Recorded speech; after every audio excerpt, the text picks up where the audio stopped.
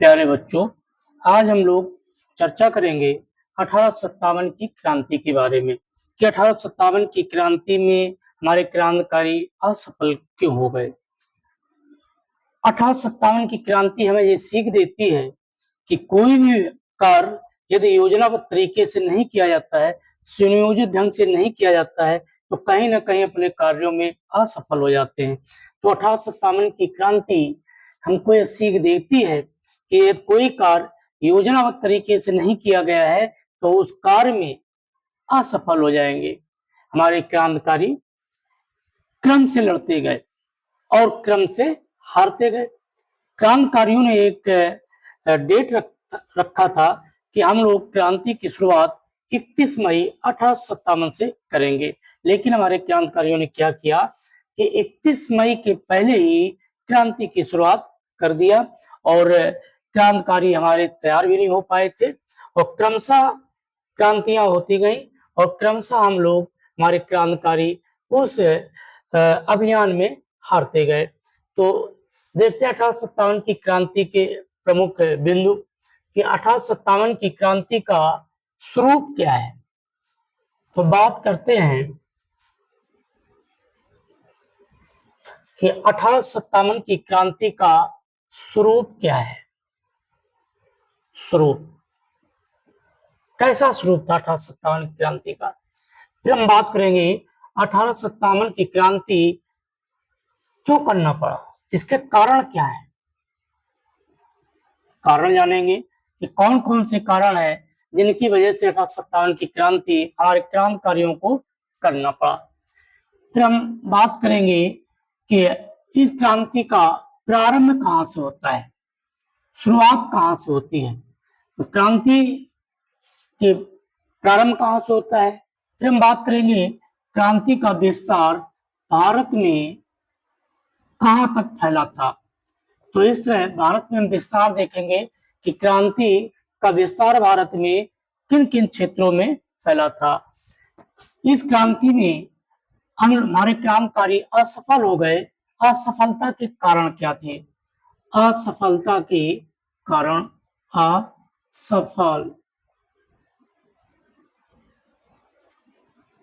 असफलता के कारण। तो असफलता के कारण ढूंढेंगे और असफल हो गए तो उसमें उस क्रांति में परिणाम क्या निकला। परिणाम क्या निकला तो देखिए, हम लोग सर्वप्रथम जानेंगे क्रांति का स्वरूप क्या था। इसके बाद जानेंगे कौन कौन से कारण थे जिसकी वजह से 1857 की क्रांति हुई और इसका प्रारंभ जो है वो कहाँ से इसकी शुरुआत हुई। विस्तार भारत में इस क्रांति का किस क्षेत्रों में अधिक था, किन क्षेत्रों में कम था, असफलता के कारण क्या थे और इस क्रांति का परिणाम क्या निकला। तो देखिए स्वरूप में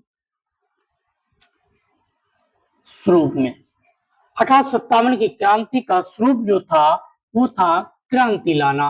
बिना क्रांति के हम अपने देश को आजाद नहीं करा सकते थे। तो हमारे क्रांतिकारियों का ये मानना था कि बिना क्रांति के हम अपने देश को आजाद नहीं करा पाएंगे। विद्रोह करना, जिस तरह अंग्रेज लोग भारत में भारतीयों के ऊपर शोषण कर रहे थे, इसी वजह से किसान वर्ग, अन्य वर्ग और क्षेत्रीय लोग विद्रोह की भावना उनमें जगी, तभी इसका स्वरूप एक विद्रोह भी बना।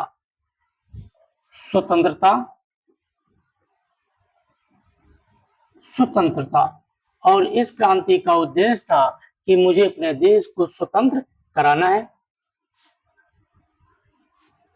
और सैन्य, क्रांति का उद्देश्य स्वरूप सैन्य भी था।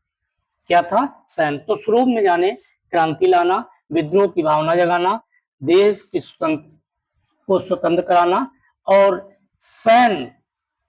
सैनिकों के लिए तमाम ऐसे नियम बना दिए थे जिसकी वजह से सैनिकों ने भी इस आंदोलन में कूद पड़े।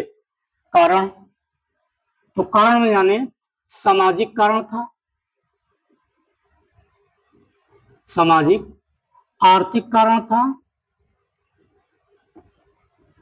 राजनीतिक राजनीतिक कारण भी था,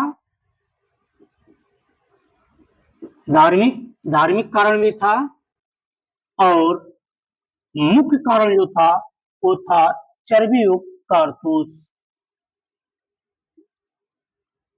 चर्बी युक्त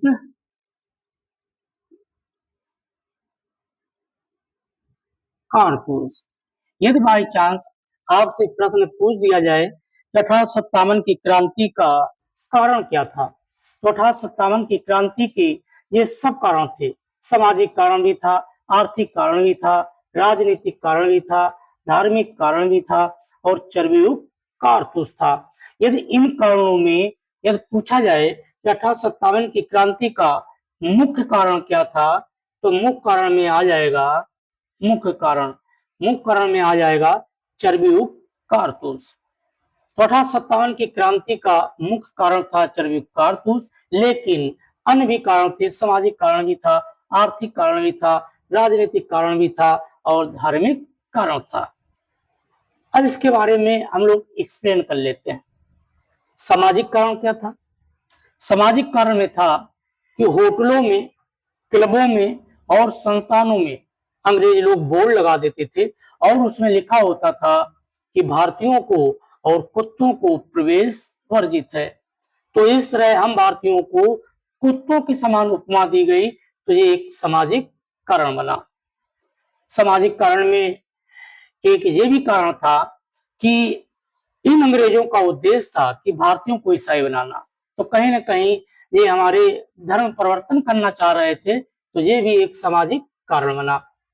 आर्थिक कारण की हम बात करेंगे कि आर्थिक कारण में क्या, तो हमारे भारत में कुछ क्षेत्रों में अकाल पड़ा हुआ था, तो इनका मानना था अंग्रेजों का कि आपकी हम मदद करेंगे, लेकिन आपको ईसाई धर्म स्वीकार करना होगा, और किसानों के ऊपर टैक्स लगा दिया। तो कहीं ना कहीं टैक्स किसानों पर लगा दिया, तो वो भी एक आपका आर्थिक कारण बना। तो गोपीनाथ नाम का एक व्यक्ति जो आर्थिक की समस्या की वजह से उन्होंने ईसाई धर्म स्वीकार कर लिया था, जिनका नाम था गोपीनाथ। फिर हम बात करेंगे राजनीतिक कारण की, कि राजनीतिक कारणों में कौन कौन से कारण थे। तो राजनीतिक कारणों में हम बात करेंगे, पूर्व की बात करेंगे, तो हमारा प्लासी का युद्ध हुआ। प्लासी के युद्ध के बाद बक्सर का युद्ध हुआ। प्लासी के युद्ध से ही अंग्रेजों ने एक नीति अपनाई कि फूट डालो और राज करो। हम भारतीयों को आपस में लड़ाकर फूट डालो और राज करो की नीति अपनाया। कहीं ना कहीं प्लासी के युद्ध, बक्सर के युद्ध से इनकी नीतियों को हम लोग समझ रहे थे, और प्लासी के युद्ध से ही अंग्रेज भारत में जीतने की एक प्रथा की शुरुआत कर दी। और प्लासी के युद्ध के दौरान ही इन्होंने, जब सिराजुद्दौला के खिलाफ नीतियां बनाई, तो इन्होंने एक नीति अपनाई थी कि फूट डालो और राज करो। फिर हम बात करेंगे, एक गवर्नर थे लॉर्ड ऑकलैंड। लॉर्ड ऑकलैंड ने, जो मुगल बादशाह जो थे, वो दीवाने आम दीवाने खास में बैठकर न्याय सुनाते थे। तो दीवाने आम और दीवाने खास को लॉर्ड ऑकलैंड ने इस व्यवस्था पर प्रतिबंध लगा दिया। उसके बाद लॉर्ड डलहौजी जो थी, लॉर्ड डलहौजी ने, जो भारत में एक प्रथा थी गोदनामा, तो गोदनामा प्रथा पर प्रतिबंध लगा दिया। और मुगल बादशाहों से लॉर्ड डलहौजी ने कहा कि अब आप हुमायूं के लाल किले में न रहकर कुतुब मीनार में रहिए जाकर। तो कहीं ना कहीं ये एक राजनीतिकरण अंग्रेज लोग कर रहे थे। डलहौजी ने व्यापक सिद्धांत के तहत सतारा, जयपुर, संभल, कई ऐसे क्षेत्रों को ब्रिटिश हुकूमत में मिला लिया। इसके बाद लॉर्ड बेंजली हुए। लॉर्ड बेंजली ने शासक संघ प्रणाली के तहत तमाम भारतीय प्रांतों को, जैसे हैदराबाद, ये रियासत भी थी, हैदराबाद, मैसूर, तंजौर आदि क्षेत्रों को शासक संघ प्रणाली के तहत ब्रिटिश हुकूमत में मिला लिया। सूरत, तंजौर, तमाम ऐसे क्षेत्र जो राजा हुआ करते थे, उन पर प्रतिबंध लगा दिया कि कोई भी राजा कोई उपाधि धारण नहीं कर सकता। इसके बाद 1854 में डाकघर अधिनियम लागू कर दिया। सैनिकों को मुफ्त जो पत्र व्यवहार करते थे उस पर इन्होंने टैक्स लेना शुरू कर दिया। तो इसके लिए 1854 में डाकघर अधिनियम लाए। लॉर्ड डलहौजी ने 1856 में अवध में कुशासन का आरोप लगाकर अवध को अपने ब्रिटिश हुकूमत में मिला लिया। तो इस तरह ढेर सारे ये राजनीतिक कारण थे। जब हम धार्मिक कारण की बात करेंगे तो इनका उद्देश्य ही था कि अधिक से अधिक भारतीयों को ईसाई बनाना, सती प्रथा, शिशु हत्या, बाल विवाह, विधवा पुनर्विवाह, तमाम ऐसे प्रथाएं जो चल रही थी उन प्रथाओं पर कुछ में तो प्रतिबंध लगाया और कुछ में सहमति दे दी। फिर हम बात करेंगे कि जो मुख्य कारण है चर्बीयुक्त कारतूस। तो चर्बीयुक्त कारतूस ये कहां से आई? तो ये रंगून से आई।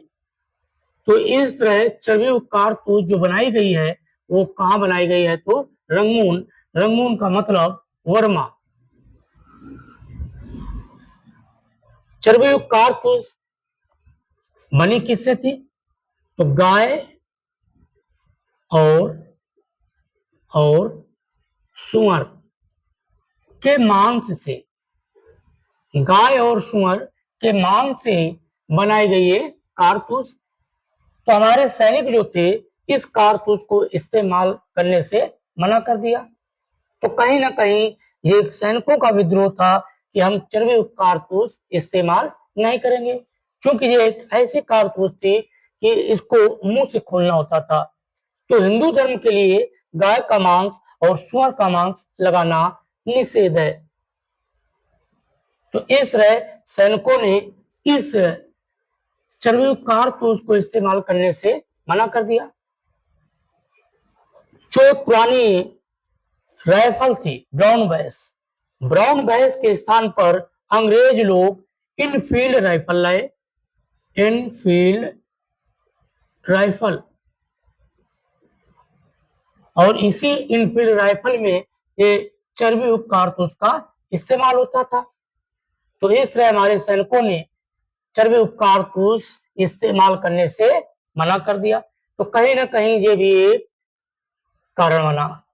अब जब हम प्रारंभ की बात करते हैं कि 1857 की क्रांति का प्रारंभ कहां से होता है, तो प्रारंभ इसकी तिनगानियां तो 23 जनवरी 1857 को दमदम से हो गया था। 23 जनवरी 1857। तो इस तरह 23 जनवरी 1857 सबसे बड़ी सैनिकों की छावनी हुआ करती थी बंगाल। बंगाल में 3 रेजिमेंट थे, दमदम, बहरामपुर, बैरकपुर। वो अभी आगे आपको उसके बारे में बताएंगे। तो इस तरह प्रारंभ जनवरी 1857 से ही हो गया था, लेकिन अभी स्वरूप नहीं ले पाया था, सिर्फ विरोध ही चल रहा था। विस्तार, जब हम विस्तार की बात करेंगे तो विस्तार भारत का मैप, भारत का नक्शा। तो बहुत से ऐसे क्षेत्र थे जहां पर एक क्रांति की शुरुआत नहीं हो पाई। जब हम बात करेंगे कि सर्वाधिक सैनिक किस क्षेत्र से थे, तो अवध से थे। 1857 की क्रांति में सर्वाधिक सैनिकों ने नेतृत्व किया, तो अवध क्षेत्र के सैनिकों ने नेतृत्व किया। तो प्रश्न बनता है कि सर्वाधिक सैनिक 1857 की क्रांति में किस क्षेत्र के नेतृत्व किए हैं, तो अवध क्षेत्र के। जब हम विस्तार की बात करेंगे तो विस्तार भारत का मैप। असफलता की जब हम बात करेंगे कि 1857 की क्रांति की असफलता के कारण क्या है, तो इस तरह असफलता के कारण और परिणाम के बाद में चर्चा करेंगे। अब हम बात करते हैं कि 1857 की क्रांति की शुरुआत कैसे हुई।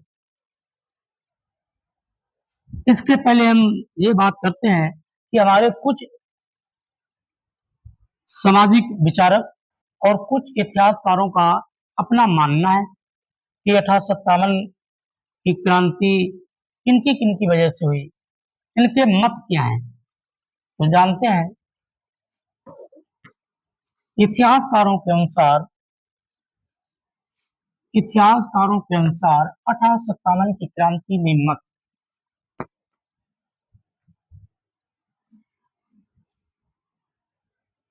1857 की क्रांति के लिए इतिहासकारों के मत तो 1857 की क्रांति के लिए इतिहासकारों के मत क्या है। कोई कहता है 1857 की क्रांति एक सैनिक विद्रोह था, कोई कहता है 1857 की क्रांति एक राष्ट्रीय विद्रोह था, कोई कहता है 1857 की क्रांति प्रथम स्वतंत्रता संग्राम था, कोई कहता है 1857 की क्रांति ये मुस्लिमों के लिए एक षड्यंत्र था, कोई कहता है कि 1857 की क्रांति भारतीयों को उच्च पदों में नियुक्ति न देना ये 1857 की क्रांति की शुरुआत हुई। कोई ये भी कहता है 1857 की क्रांति न तो प्रथम स्वतंत्रता संग्राम था, एक ऐसी क्रांति थी कि जिस तरह मेरठ में गर्मियों के समय एक अल्प समय के लिए आंधी आती है, उसी तरह ये एक अल्प समय के लिए क्रांति थी। जॉन सीले ने तो स्वार्थी सैनिक विद्रोह कर दिया, यहां तक कि होम्स ने सभ्यता एवं बर्बरता का युद्ध बताया। तो इस इतिहासकारों के कुछ मत देख लेते हैं। नंबर 1, लॉरेंस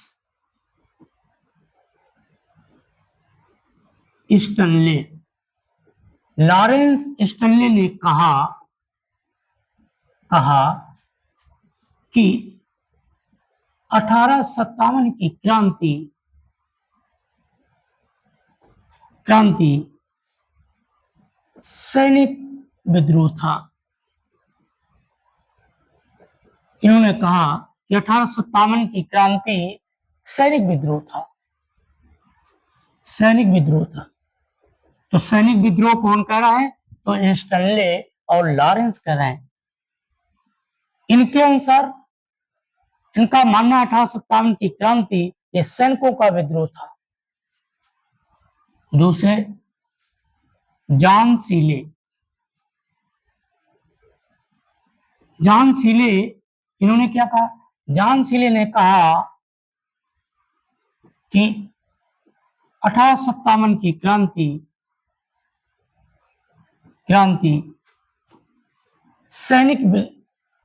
स्वार्थी सैनिक विद्रोह था, स्वार्थी सैनिक विद्रोह था।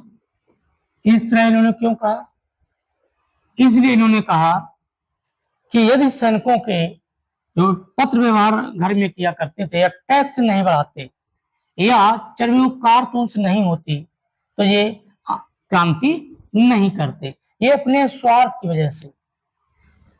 हमारे हिंदू धर्म में था कि कोई भी सैनिक भारत से बाहर नहीं जाएगा। अंग्रेजों का मानना था कि जहां हम नियुक्त करेंगे वहां जाना पड़ेगा।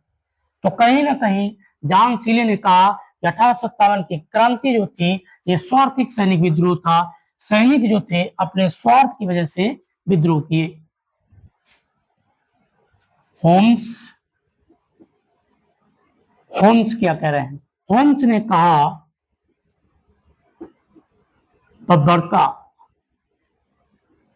बर्बरता एवं सभ्यता की क्रांति थी,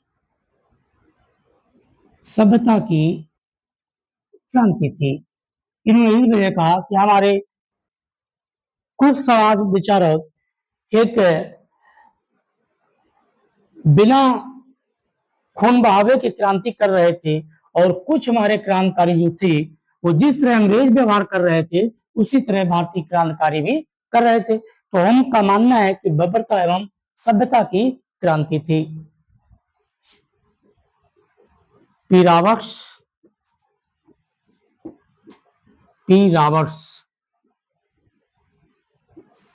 ने कहा कि 1857 की क्रांति 1857 की क्रांति चर्बी युक्त कारतूस की वजह से हुई। से इन्होंने कहा कि एक चर्बी युक्त कारतूस ना होती तो 1857 की क्रांति नहीं होती। तो ये बात कौन कह रहा है? तो ये बात कह रहे हैं पी रॉबर्ट्स।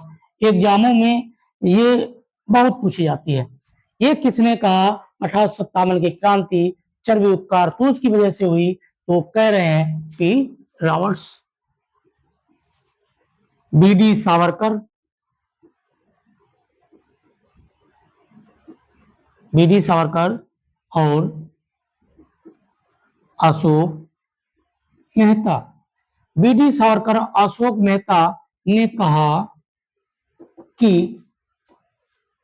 1857 की क्रांति प्रथम सुनियोजित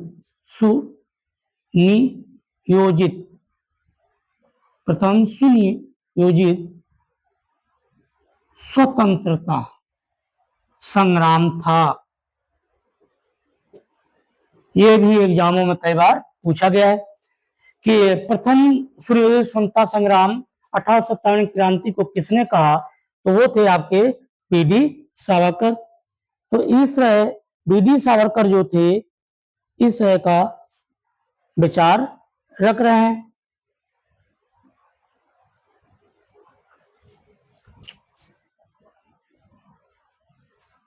आरसी मजूमदार, आरसी मजूमदार, इन्होंने कहा कि इस क्रांति से ऐसा लग रहा है कि न तो सैनिक विद्रोह था, न प्रथम स्वतंत्रता संग्राम था।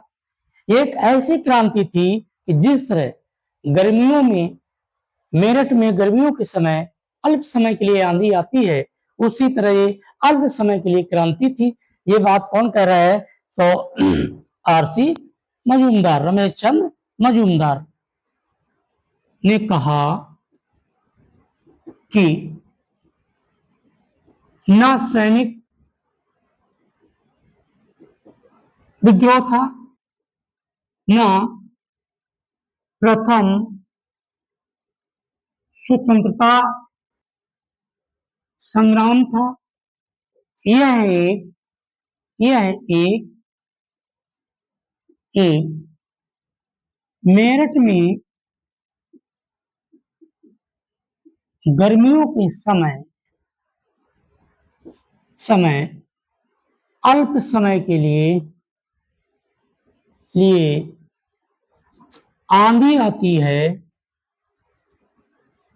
आती है, उसी तरह अल्प समय के लिए क्रांति थी। ये बात कौन कह रहा है? तो कह रहे हैं आरसी मजूमदार। और एक और बता दें आपको, आउट्रम टेलर